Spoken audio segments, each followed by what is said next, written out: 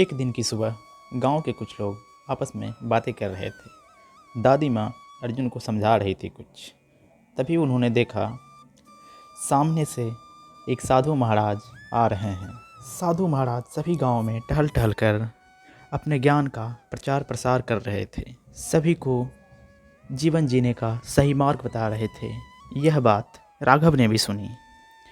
उसे साधु जी से मिलने की तीव्र इच्छा होने लगी। अतः राघव उठ पुट कर साधु जी के पास जाने लगा। राघव मन में एक ख्याल लेते हुए जा रहा था कि आज साधु महाराज से ढेर सारी ज्ञान की बातें करूँगा, ढेर सारी ज्ञान की बातें सीखूँगा उनसे। और वह यह सोचते हुए साधु जी की ओर बढ़ने लगा।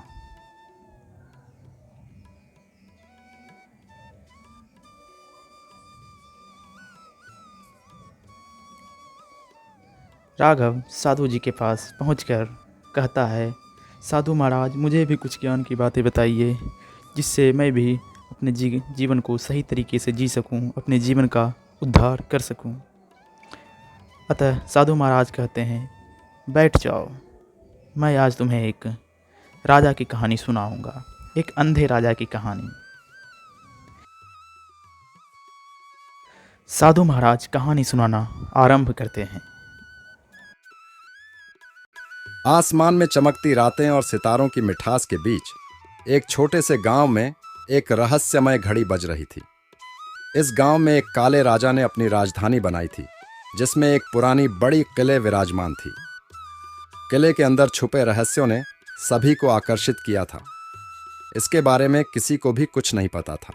एक दिन गांव के लोगों ने सुना कि काले राजा ने कहा है कि जो भी उसके किले के रहस्य को सुलझा देगा उसे बहुमूल्य बेलने मिलेंगे। गांव वाले इस अद्वितीय मिशन को सोचते ही उत्सुक हो गए और किले की ओर बढ़े। किले के पास पहुंचकर गांव वालों ने देखा कि वहां एक विशाल पुरानी दरवाजा था, जिसमें एक रहस्यमय मुद्रा थी। उन्होंने सोचा, क्या इस मुद्रा का कोई राज है? गांव के एक युवक नामक अर्जुन ने दिल से ठान लिया कि उसे इस मुद्रा का राज सुलझाना है। उसने अपनी खोज में कुछ पुरानी पुस्तकों का सहारा लिया और किले के बारे में और जानकारी हासिल की। अर्जुन ने किले की गहराइयों में घुसकर खोज करना शुरू किया। हर कदम पर उसे नए रहस्यों का सामना करना पड़ता था और हर मिनट वह खुद को एक नए पहेली के सामने पाता था। खोज करते हुए अर्जुन ने एक गुप्त रास्ते का पता लगाया जो किले के अंदर ले जाता था। वहां पहुंचकर उसने देखा कि एक सुनहरी संध्या के समय किले की ऊंची चोटी से देखने पर कुछ अद्वितीय दृश्य खुलते हैं। अर्जुन ने एक दिन समय बदलने का इंतजार किया और जब वह सुनहरी संध्या का समय आया तो उसने किले की ऊंची चोटी पर पहुंचकर देखा कि वहां से दृश्य बदल गए थे। एक नया द्वार खुला हुआ था जो उसे राजा के राजमहल की ओर ले जा रहा था।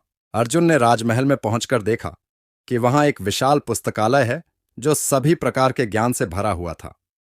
राजा ने इस गुप्त द्वार के माध्यम से लोगों को ज्ञान की ऊंचाइयों तक पहुंचाने का प्रयास किया था।